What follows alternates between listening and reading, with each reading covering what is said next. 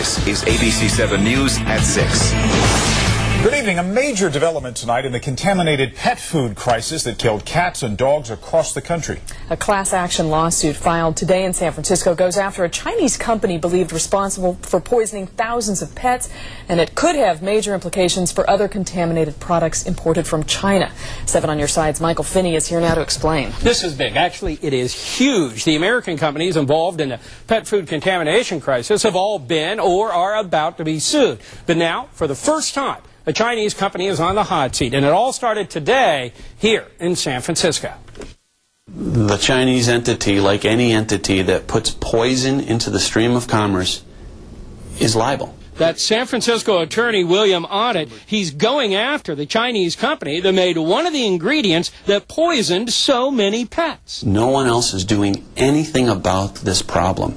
Audet filed this lawsuit in San Francisco Superior Court today, saying this biological technology company in China exported contaminated rice protein into San Francisco. And that protein was then used by Natural Balance Pet Foods to make its venison and brown rice and venison and green peas pet foods.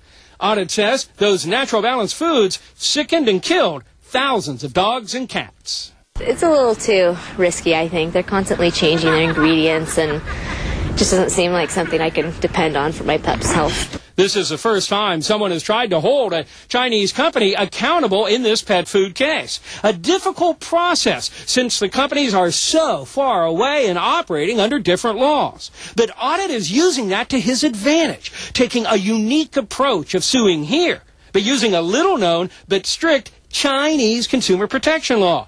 He says it's legal, believes it will work, and can change the way Chinese companies do business in America. We've gone from a problem with cat and pet food to a problem with lead paint on toy trains to a problem with lead on Elmo toys. I think we have no choice but to sit up and say, what can we do? And this is part of what we can do. Problems with contaminated Chinese products are nothing new. 7 on your side was responsible for one recall of lead children's jewelry. There have been many others. Now, if this lawsuit is successful, we could see companies looking to reduce those recalls by making products safer to begin with, because that's what happened when American companies were first. This could be a tipping point. Absolutely. Good deal. Thank you, Michael.